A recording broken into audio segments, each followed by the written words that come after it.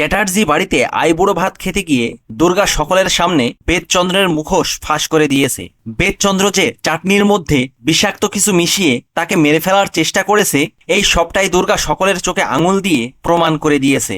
এমনকি দুর্গা বেদচন্দ্রকে সাবধানও করে দিয়েছে।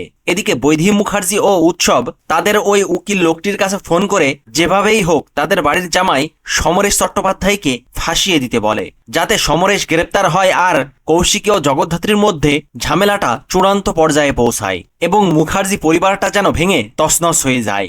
আর বৈদেহী মুখার্জি ও উৎসবের কথা মতো ওই উকিল লোকটি সমরেশ চট্টোপাধ্যায়কে ফাঁসানোর জন্য সব রকম ব্যবস্থা করতে থাকে। আর এদিকে দুর্গা পূজা উপলক্ষে ঋষভকে নিয়ে ঠাকুর দেখতে যায়, আর এই সময় তারা বেশ রোমান্টিকও হয়। আর ঠিক এমন সময় উৎসবের ভাড়াটে গুন্ডারা দুর্গা ও ঋষভের উপরে হামলা করবে। হ্যাঁ বন্ধুরা, আর এই সবটাই আপনারা দেখতে পারবেন জগদ্ধাত্রী ধারাবাহিকের পরবর্তী এপিসোডে। ভিডিওটি ভালো লাগলে লাইক, শেয়ার ও সাবস্ক্রাইব করে সাথে থাকুন। ধন্যবাদ।